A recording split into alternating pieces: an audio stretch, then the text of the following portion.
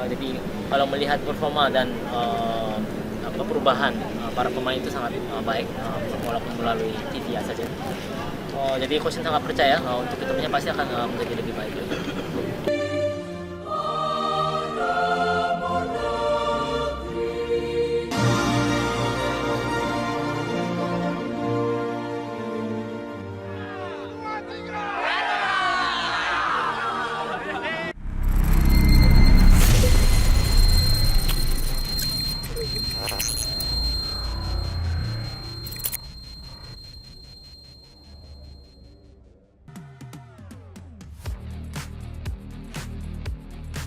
Netizen dan pencinta sepak bola tanah air dukung pemain naturalisasi bela timnas Indonesia U20 di Piala Dunia U20 2023. Namun drama naturalisasi tak kunjung titik temu.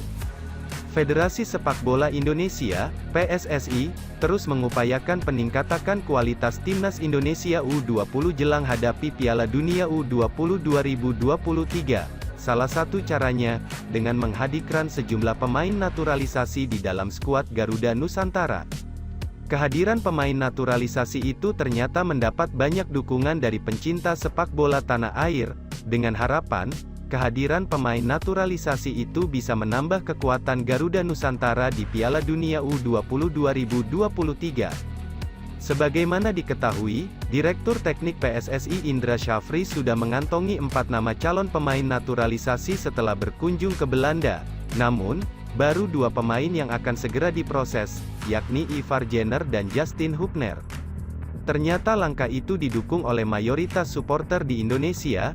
Kepastian itu berdasarkan rilis survei dari Football Institute, Senin, tanggal 31 Oktober tahun 2022. Founder Football Institute Budi Setiawan mengatakan supporter di Indonesia memang menyambut baik proses naturalisasi beberapa pemain keturunan. Sebab, hal itu demi kebaikan timnas Indonesia U20. 49,7% setuju, proses naturalisasi, dan 10,3% sangat setuju, kata Budi Setiawan di Jakarta, Senin, tanggal 31 Oktober tahun 2022. Dia mengatakan supporter yang tidak mendukung proses naturalisasi hanya sebagian kecil. Pasalnya, para supporter berharap ada peningkatan prestasi tim asuhan Sintayong itu. 17,7% supporter memilih netral dan 15,7% memilih tidak setuju.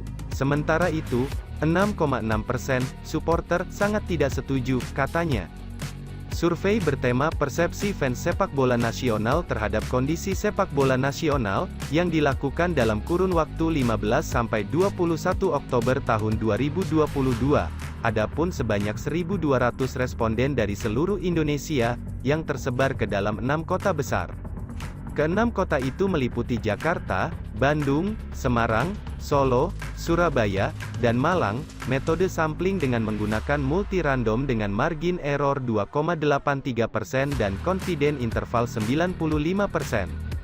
Untuk supporter yang dilibatkan dari dalam hasil survei itu dengan kategori, di antaranya, pendukung salah satu tim besar, rutin menonton sepak bola selama 1 musim, dan secara rutin menyaksikan tayangan sepak bola nasional di televisi. Kategori lainnya, yaitu memiliki alokasi anggara untuk mendukung tim kebanggaan di Liga 1. 5 masalah Timnas Indonesia U20 vs Moldova, salah satunya beluan ada pemain naturalisasi kah?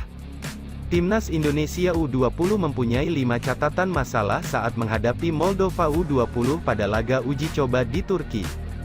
Tim Garuda Nusantara mampu mengalahkan Moldova U20 3-1 pada pertandingan uji coba di Stadion Manavgat Ataturk, Antalya, Turki, Selasa, 1/11. Timnas Indonesia U20 lebih dulu tertinggal melalui gol Vicu Bulmaga pada menit ke-8.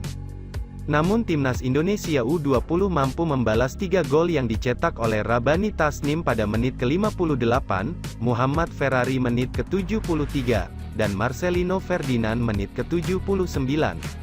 Meski menang, Timnas Indonesia U20 memiliki beberapa catatan kelemahan yang harus segera dibenahi oleh Sintayong untuk meningkatkan penampilan skuadnya. Berikut 5 masalah Timnas Indonesia U20 vs Moldova yang harus segera dibenahi. Pemain timnas Indonesia U20 masih kerap melakukan pelanggaran yang tidak perlu. Dari pelanggaran-pelanggaran yang tidak perlu tersebut justru memberikan keuntungan bagi Moldova U20 untuk mendapatkan peluang lewat set piece. Selain itu juga masih ditemui pemain timnas Indonesia U20 yang melakukan tackling terlambat dan mengangkat kaki terlalu tinggi saat berusaha merebut bola yang membahayakan pemain lawan. Tetapi, Shin Tae-yong langsung memarahi pemain Indonesia yang membahayakan lawan tersebut. Pemain timnas Indonesia U20 masih tampak lemah dalam mengantisipasi bola-bola set piece lawan. Hal itu sangat terlihat saat timnas Indonesia U20 kebobolan pada menit ke-8 lewat gol Vicu Bulmaga yang berhasil meneruskan umpan tendangan bebas dari rekannya. Saat itu Vicu Bulmaga lepas dari kawalan penyerang Indonesia Hoki Caraka. Kelemahan ini harus segera dibenahi oleh Shin Tae-yong untuk mengantisipasi serangan-serangan serupa yang akan mereka hadapi di laga-laga selanjutnya. Sulit membongkar pertahanan lawan timnas Indonesia U20 masih tampak kesulitan dalam membongkar pertahanan Moldova U20 pada babak pertama.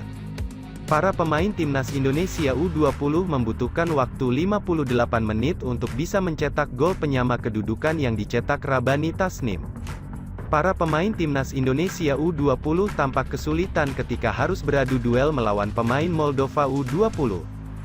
Beberapa kali upaya serangan yang dibangun Indonesia dapat mudah dihentikan oleh pemain Moldova yang unggul dalam duel 1 lawan 1. Shin Tae-yong harus segera mencari solusi pada masalah ini, mengingat Indonesia akan menghadapi lawan-lawan yang punya keunggulan fisik saat Piala Dunia U20 2023 nanti. Para pemain timnas Indonesia U20 masih kerap membuang-buang peluang yang didapat. Hal ini pun diakui oleh Shin Tae-yong. Pelatih asal Korea Selatan itu menyoroti kemampuan penyelesaian akhir Garuda Nusantara saat menghadapi Moldova U20. Memang di setiap pertandingan banyak sekali yang dievaluasi, khususnya finishing di depan gawang. Itu yang harus lebih fokus lagi, kata Shin Tae-yong usai pertandingan.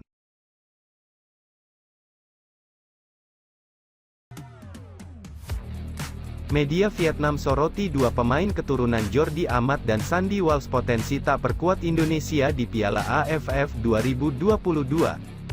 Dan juga media Malaysia soroti target ambisius naturalisasi timnas Indonesia U20 di Piala Asia U20 2023. Media Vietnam soroti dua pemain keturunan Indonesia Jordi Amat dan Sandy Walsh berpotensi tak bisa perkuat Indonesia dalam Piala AFF 2022.